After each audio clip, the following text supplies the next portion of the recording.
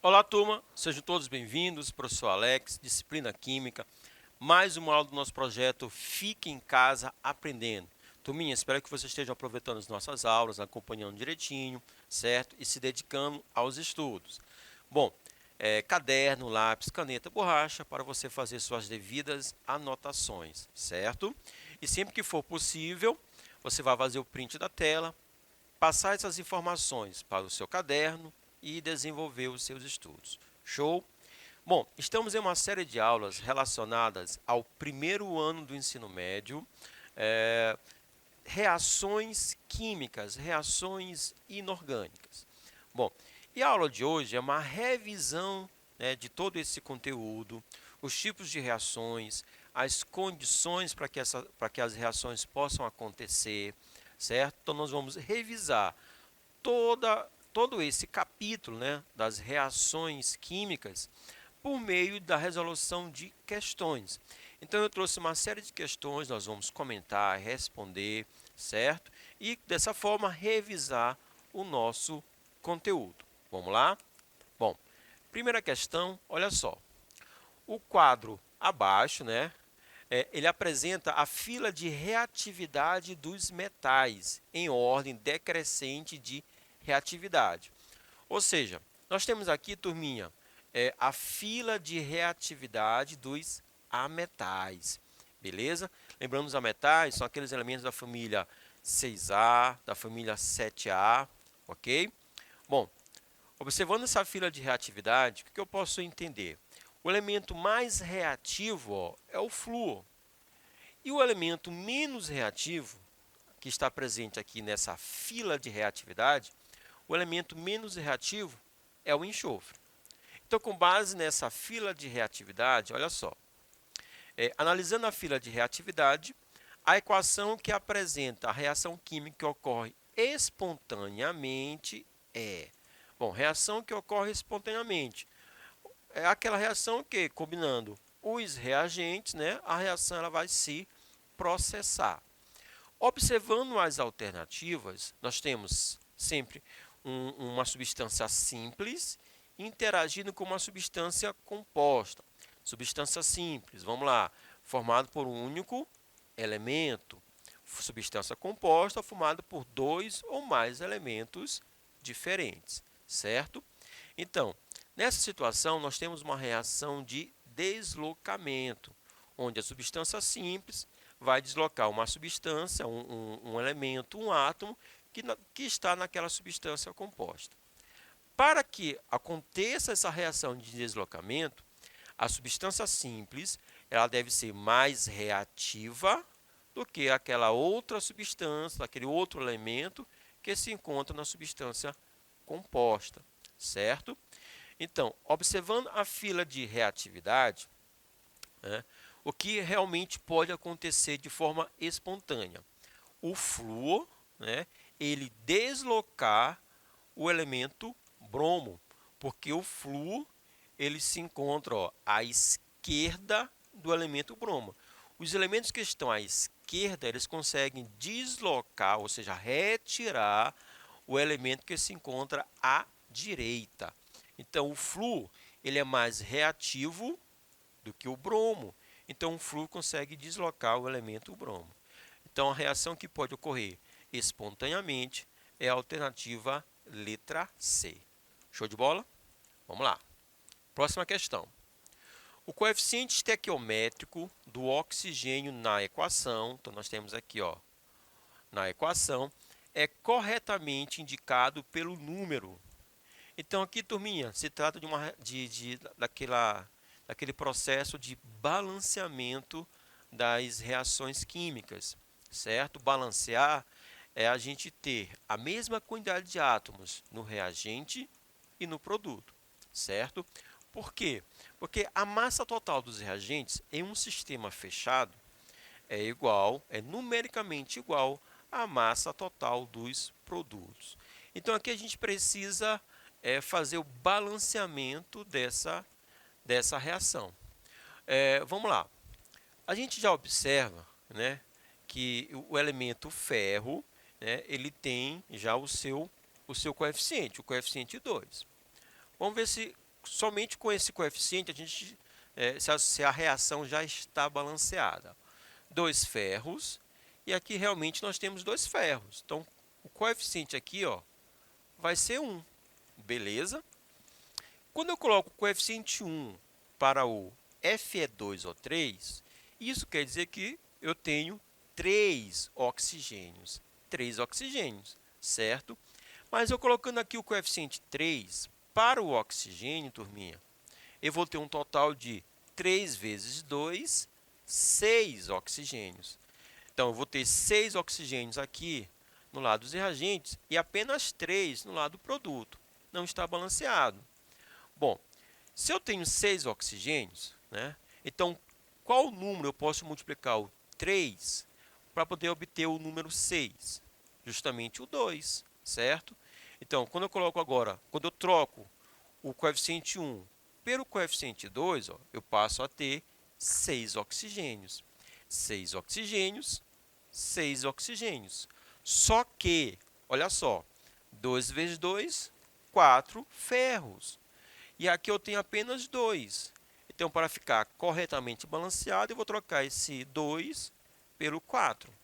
4 ferros, 2 vezes 2, 4 ferros. 3 vezes 2, 6 oxigênios. 2 vezes 3, 6 oxigênios. Então, o coeficiente para o oxigênio é justamente a letra C, o número 3. Então, uma questão de balanceamento de reações. A gente pode fazer o balanceamento pelo método das tentativas, certo? Nós temos uma aula relacionada a esse tópico. Qualquer coisa você volta, procura essa aula, certo? E aí tira a sua dúvida. Mas pelo método das tentativas, a gente consegue resolver, fazer o balanceamento da reação química. Show? Vamos lá. Próxima questão. A fila de reatividade dos metais, agora dos metais, certo? Mais comuns é a seguinte. Então, né, um apanhado de alguns metais, e aqui nós temos a fila de reatividade. E na sequência, turminha, ó, da direita para a esquerda, nós temos o aumento da reatividade. Mais uma vez, o que isso quer dizer? Quer dizer que os elementos à esquerda são mais reativos do que os elementos à direita. Ou seja, o elemento que está à esquerda, ele consegue deslocar, certo? O elemento que está à direita. Então, um exemplo rapidinho, olha só. O sódio, ele é mais reativo do que o magnésio. Por quê? Porque ele se encontra à esquerda. O sódio consegue deslocar o magnésio e o magnésio não consegue deslocar o elemento sódio. Entendido? Com base nisso, ó, consultando essa fila, escolha a alternativa cuja reação química não ocorre. Então, nós temos 4 alternativas, né, 4 reações. Pelo enunciado, 3 vão acontecer e uma não. Então, aqui nós queremos saber qual das equações, né, ou qual das reações não ocorre. Para não ocorrer, o que a gente precisa ter? Né? A gente precisa ter o metal na forma simples, menos reativo do que o metal na forma iônica, certo? Que está presente no sal, que está presente na solução. Olhando a letra A, quais são os metais que a gente deve comparar? O magnésio e o cobre. Bom, o magnésio e o cobre. O magnésio se encontra à esquerda do cobre. Então, o magnésio ele consegue deslocar o elemento cobre. Então, a letra A, essa reação, ela ocorre. Se ela ocorre, não é a que nós estamos procurando.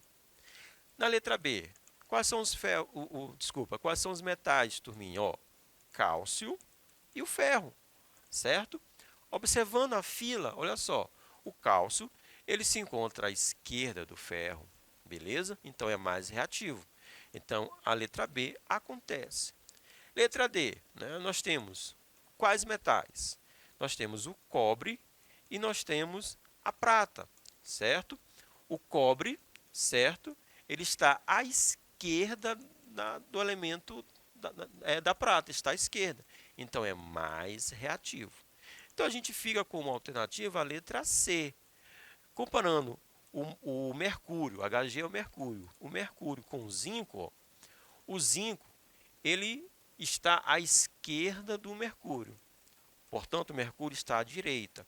Se está à direita, o mercúrio não consegue deslocar o elemento zinco. Então, essa reação, a letra C, ela não ocorre. Então, a alternativa correta, a letra C. Certo? Bom, vamos lá.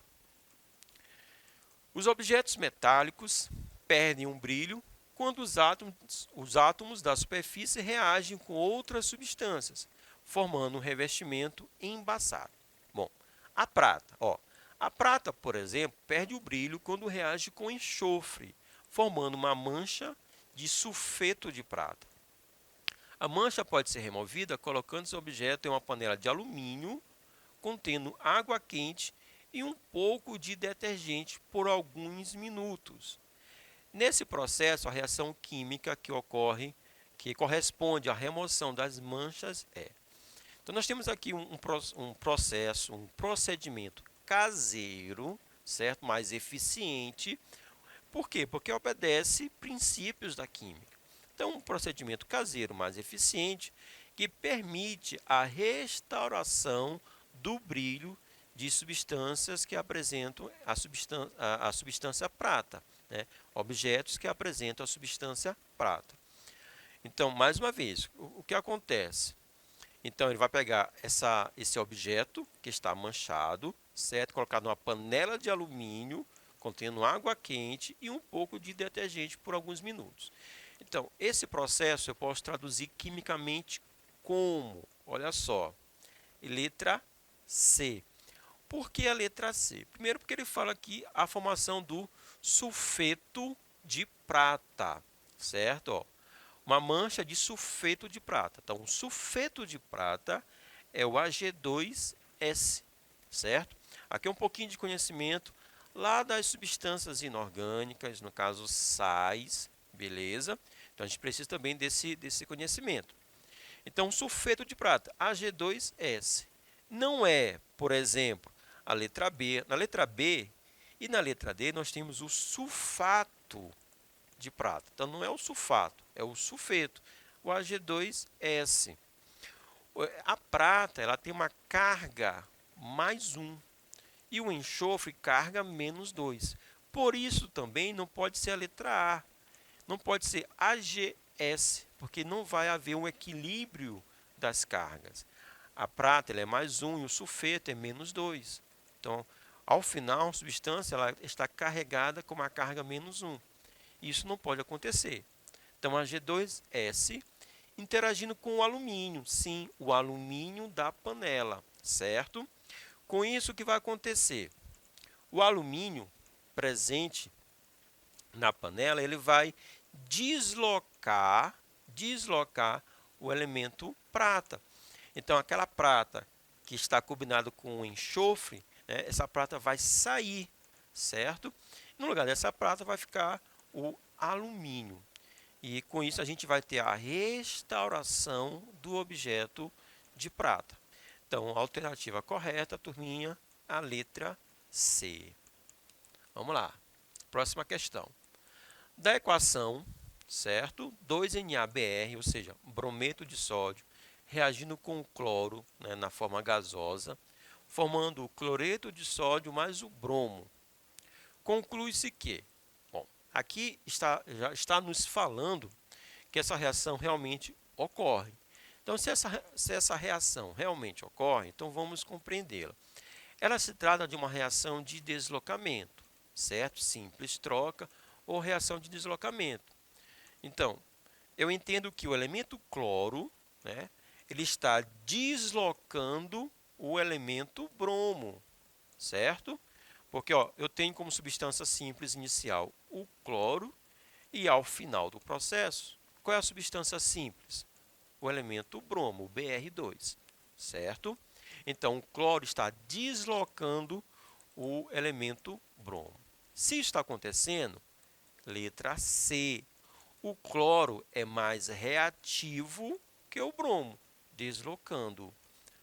Como se trata de uma reação de simples troca ou de deslocamento, né? Se a reação aconteceu, é claro e notório que o cloro deve ser mais reativo do que o bromo. Show de bola, turminha? Essas reações de deslocamento, elas são muito corriqueiras nos vestibulares. Então, a gente precisa ter um cuidado, uma atenção especial. Vamos lá. Considere a reação química expressa pela equação. Então, nós temos aqui o cloreto de sódio, NaCl, reagindo com o nitrato de prata, produzindo o nitrato de sódio mais o cloreto de prata, certo? E o fluxograma ao lado. Então, essa figurinha que está aqui ao lado, a gente precisa também compreender. Então, os produtos, olha só, eles vão ser separados pelo método 1 e pelo método 2. Então, a gente quer a separação das substâncias, certo? Quais substâncias? O nitrato de sódio e o cloreto de prata. Então, vão ser empregados duas técnicas, dois métodos, para que isso aconteça. Os processos de separação dos produtos formados, correspondentes aos métodos 1 e 2, são, respectivamente. Então, vamos lá. Olha só. A reação aconteceu e formou o nitrato de prata e o cloreto, formou o nitrato de sódio e o cloreto de prata. Observando a equação, o cloreto de prata, né, aqui nos informa que vai se encontrar na fase sólida. O que isso quer dizer, turminha? Quer dizer que o cloreto de prata precipitou, certo? Foi para o fundo do recipiente. Com isso, eu consigo retirar, consigo já separar um do outro pelo método da filtração. Então, usando um filtro adequado, né, um papel de filtro adequado, eu vou conseguir reter o cloreto de prata. Pronto. Agora eu vou ter uma solução, olha só. Eu vou ter uma solução aquosa contendo nitrato de sódio. Nitrato de sódio, um sal solúvel, então está ali dissolvido, né, na água. Como eu vou conseguir agora separar a água do nitrato de sódio? Ou então recuperar o nitrato de sódio?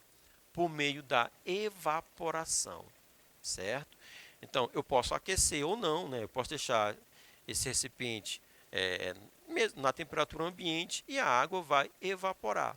A água vai evaporar e vai restar, vai sobrar o que? O nitrato de sódio. Então, aqui a alternativa correta, a letra A. Filtração e a evaporação. Show? Mais uma questão. Ó, o hidrogeno carbonato de sódio, né, que é essa substância bem aqui, também conhecido como bicarbonato de sódio, é usado como antiácido estomacal por ser capaz de reagir com o excesso de ácido clorídrico presente no suco gástrico, resultando em um sal e um gás responsável pela eructação. O que é isso? Aquele tradicional arroto, certo? O nome do sal e a função química do gás são, respectivamente. Bom, turminha, aqui uma questão bem interessante, porque se trata de um processo que ocorre naturalmente, né, no nosso organismo. O nosso organismo produz, né, o suco gástrico, que nada mais é do que o HCl, o ácido clorídrico. Bom, se houver uma hiperacidez, a gente vai utilizar um sal de ácido, no caso o bicarbonato de sódio. O que vai acontecer? Uma reação química produzindo, olha só, o NaCl, que é o cloreto de sódio, o sal de cozinha, mais o H2CO3, o ácido carbônico. Ele é um ácido instável, então ele vai se decompor, gerando água mais o gás carbônico. E é essa produção desse gás carbônico que vai gerar aquele tradicional arroto, certo? Porque você vai ter um acúmulo de gás e ele precisa ser eliminado. Então, o nome do sal e a função química do gás são: o nome do sal é o cloreto de sódio, certo? E a função química do gás produzido. Qual o gás produzido, turma? O CO2, é o gás carbônico. O gás carbônico, ele é um óxido. Os óxidos São elementos binários, onde o elemento mais eletronegativo é o oxigênio. Ok, turminha? Muito obrigado, até a próxima. Valeu!